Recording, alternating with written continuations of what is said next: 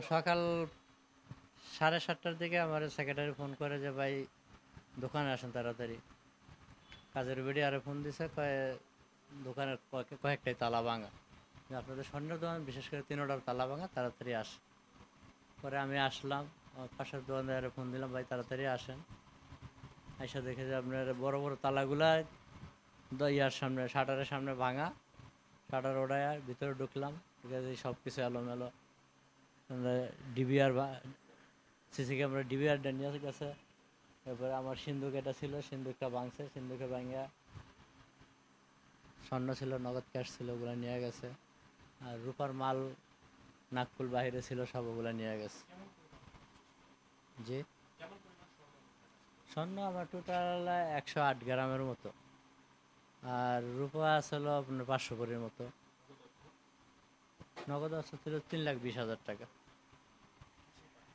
না, ওগুলো সব নিয়ে গেছে। আর এই সিন্ধুকটা ভিতরে আমার বেশি মাল, এটা অনেক চেষ্টা করছে, আল্লাহর রহমতে এটা ভাঙতে পারে না। এটা সেফ আছে, আল্লাহর কাছে শুকরিয়া।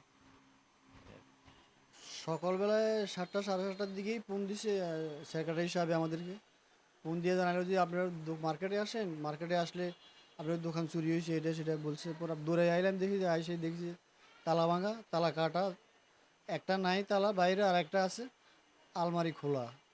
আলমারি তো কিছুই নেই, সবই লয়ে গেছে, সব কিছু নিয়ে গেছে। আর কেমন পরিমাণ মাল বলতে, আমার ডিসপ্লে মাল ছিল 46 ভরি অথবা 47 ভরির মতো।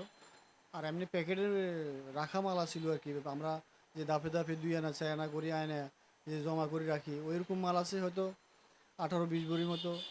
এরপরে কিছু বন্ধকের মালা ছিল প্রায় 20 ভরির মতো। এমন হতো না, 20 ভরি, 20 ভরি। টাকা টাকা নিয়েছে 47,000, 57,000। কিছুই ছিল না দোকানে, কিছুই নেই। 1 ভরি 1 আনার উপর রাখেনি, সব কিছুই নিয়ে গেছে। রূপে আছে 300 ভরি, পুরানো নতুন মিলাই 300 ভরির উপর হবে, সবই নিয়ে গেছে।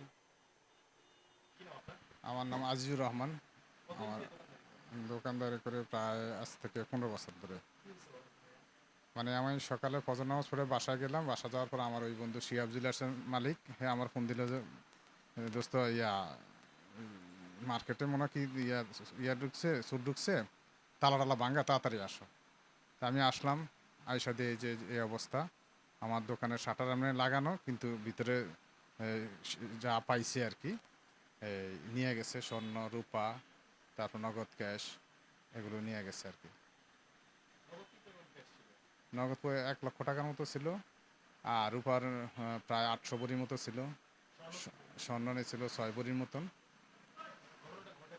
ঘটনাটা ঘটে রাত্র 2টার সময়। আমি রাত্র 2টার সময় আমার বাসা থেকে মোবাইলে সিসি ক্যামেরা দেখছে, ওই সময় ঠিক আছিল। 2টার পর থেকে এরপরে ঘটনা ঘটছে। সিকিউরিটি গার্ড ছিল 2 জন। একজনে ফলে চলে গেছে, আরেকজনে অজ্ঞান অবস্থা ছিল, আর নিয়ে গেছে হাসপাতালে। তারপরে পুলিশ টুলিশ আসলো, সিআইডি আসলো, বিভিন্ন লোক করতেছে। না, সিসি ফুটেজ মানে আমাদের ডিবিআর গুলো সব নিয়ে গেছে, মার্কেটের নিচে সব দোকানের ডিবিআর গুলো নিয়ে গেছে। আমরা তো এখন যেটা, যেহেতু গার্ড একজন, দারোয়ান একজন পলাতক, তার যোগ সাজস ছাড়া তো নিতে পারে না, কারণ তালা মারা, মার্কেটের চারিদিক দিয়ে তালা মারা। ওই যে অজ্ঞান অবস্থা ছিল সে ভিতরে আছে, কিন্তু তালা মারা ভিতরে।